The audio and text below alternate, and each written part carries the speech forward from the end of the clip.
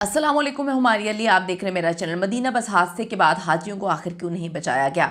वाहिद जिंदा बच जाने वाले हाजी, उन्होंने कुछ हैरानकुन इंकशाफात किए हैं, कुछ ऐसी बातें बताई हैं जिससे डेफिनेटली रोंगटे भी खड़े हो गए हैं और चीज़ों का रुख भी तब्दील होना शुरू हो चुका है। मेरे साथ एक शख्स और भी था।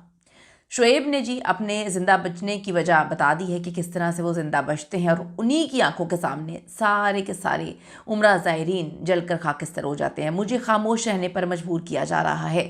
ऑयल टैंकर से टक्कर के इतनी देर बाद जो है वो आग लगी, इतनी देर तक रेस्क्यू क्यों नहीं किया गया, इतनी देर तक जो है एम्बुलेंस क्यों नहीं आई, इतनी देर तक उनको बचाने की कोशिश क्यों नहीं की गई? ऐनी शाहिदीन ने आंखों देखा हाल बताया, और वो हाल इंतहाई कर्बनाक है, वो हाल इंतहाई दर्दनाक है।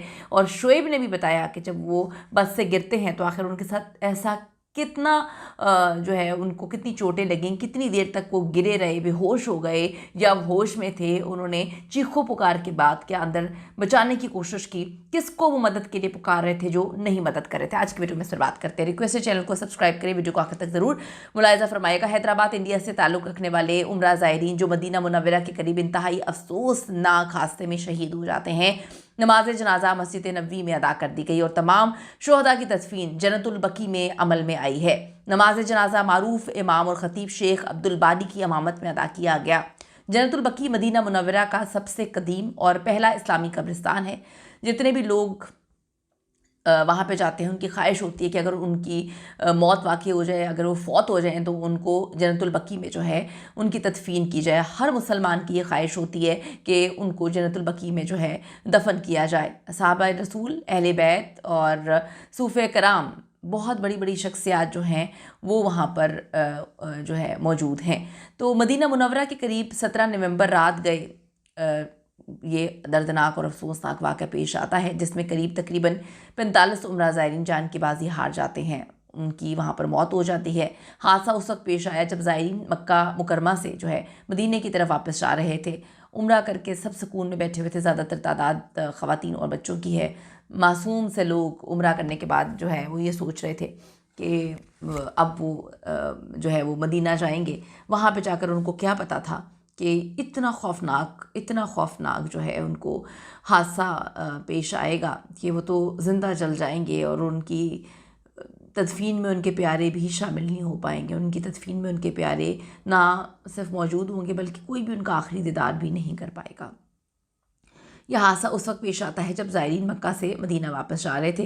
इस दौरान ज़ायरीन की बस डीजल टैंकर से टकरा गई, जिसके नतीजे में शदीद खौफनाक आग भड़क उठती है और 45 अफराद मौके पर ही जान की बाजी हार जाते हैं। अब आप यहाँ से अंदाज़ा लगाएं कि 45 अफराद जो है मौके पर उनकी डेथ हो गई है।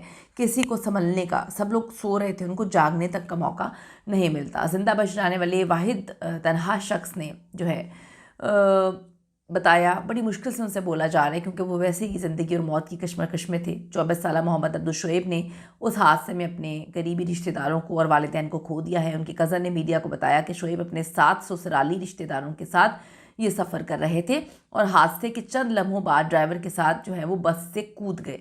अब्दुल शोएब ने एक वीडियो में बताया कि बस को फ़ौरन आग नहीं लगती है, लेकिन आसपास कोई मौजूद था ही नहीं जो मदद के लिए आता।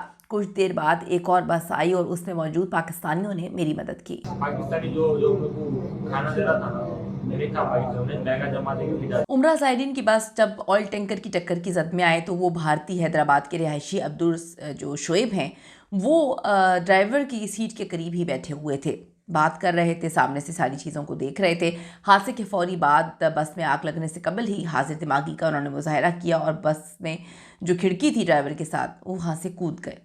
अब हादसा इतना खौफनाक था कि दूसरे मुसाफिरों को तो जागने तक की मोहलत नहीं मिली। वो तो सो रहे थे, उनको तो पता ही नहीं चल सका कि चंद लम्हे में उनके साथ क्या हो गया है। जिंदा बच जाने वाले मोहम्मद शोएब जो हैं सऊदी अरब के अस्पताल के आईसीयू में हैं। ज़िंदगी भर वो कहते हैं कि ये दुख, ये दर्द से मैं बाहर नहीं निकल पाऊंगा, ये ट्रॉमा है मेरी पूरी लाइफ के लिए। मोहम्मद अब्दुल शोएब के रिश्तेदार मोहम्मद तहसीन ने भारतीय मीडिया को बताया कि ये सऊदी अरब के एक निजी फर्म में मुलाजिम हैं। इनके वालिदैन, इनके दादा, चचा की फ़ैमिली के 3 अफराद जो हैं इनके साथ उम्रे पे गए। गुज़िश्ता रोज़ सुबह 5:30 बजे के करीब शोएब का रोते हुए बिलखते हुए फ़ोन आया। उसने ज़ख्मी हालत में हमें बताया कि हादसे में उसने अपने वालिदैन, दादा, चचा, ख़ानदान का हर बंदा जो है वो खो दिया है और वो सिर्फ वाहिद ज़िंदा बचने वाली बस में है। अब्दुल शोएब के मुताबिक बस ड्राइवर ने गाड़ी पर काबू खो दिया था और फिर इस तरह से यह हादसा पेश आया। मौज़ाना तौर पे जी जिंदा बचने वाले अब्दुल शोएब ड्राइवर के साथ बैठे हुए थे और फिर इस तरह से छलांग लगा के बच गए। मैं आपको बताती चलूं कि इस हादसे ने बहुत सारे लोगों की आंखें खोल दी हैं। इस हादसे ने ये बताया है कि ज़िंदगी का कोई भरोसा नहीं है। खुदा के लिए लोगों की ज़िंदगियां बर्बाद करना बंद कर दें, आंखें खोलें, अभी भी वक्त है। हम अपनी अना की तस्कीन के लिए लोगों की ज़िंदगियां बर्बाद कर देते हैं। हम अपने सुकून के लिए बर्बाद भी कर देते हैं लोगों को, उनका हक खाते हैं, हक छीन लेते हैं, उनको कहीं का नहीं छोड़ते। हम ज़मीनी खुदा बन के बैठे हुए हैं। हमें सोचने की ज़रूरत है। एक लम्हे में आपकी ज़िंदगी चली जाती है, एक लम्हे में ज़िंदगी से मौत तक का सफ़र शुरू हो जाता है। तो खुदा के लिए लोगों के साथ बुरा करना बंद करें और ज़मीनी खुदा बनना बंद करें। आपको बताऊं, मक्का मदीना शाहरा 8 लेन्स पे मुश्तमिल है और यहाँ पर छोटी बड़ी गाड़ियाँ, इन पर भी नज़र रखी जाती है और सड़कें भी बड़ी बेहतरीन है। लेकिन फिर भी हादसात क्यों पेश आते हैं, आप डेफिनेटली वजह जानते होंगे।